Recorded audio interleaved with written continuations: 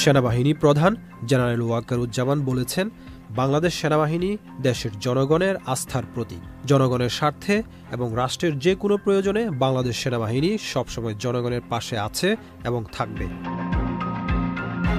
৩রা August সেনা সদর helmet অডিটোরিয়ামে নিয়মিত কার্যক্রমের অংশ হিসেবে অফিসার্স অ্যাড্রেস গ্রহণ অনুষ্ঠানে এ কথা বলেন। আইএসপিআর-এর এক প্রেস বিজ্ঞপ্তিতে এই কথা জানানো হয়েছে।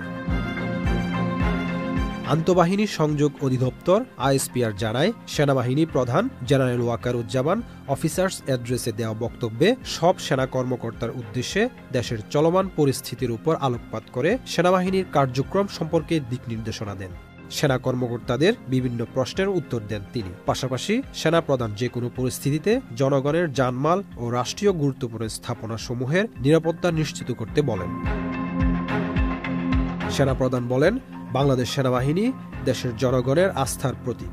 জনগণের স্বার্থে এবং রাষ্ট্রের যে কোনো প্রয়োজনে বাংলাদেশ সেনাবাহিনী সবসময় জনগণের পাশে আছে এবং থাকবে।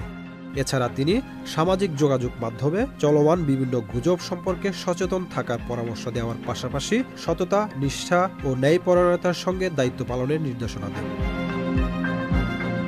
এ সময় সেনা সদরের ঊর্ধ্বতন সামরিক কর্মকর্তা সহ সব সেনানিবাস থেকে ফরমেশন কমান্ডার সহ সব পদবীর সেনা কর্মকর্তারা ভিডিও টেলিকনফারেন্সের মাধ্যমে অংশগ্রহণ করেন।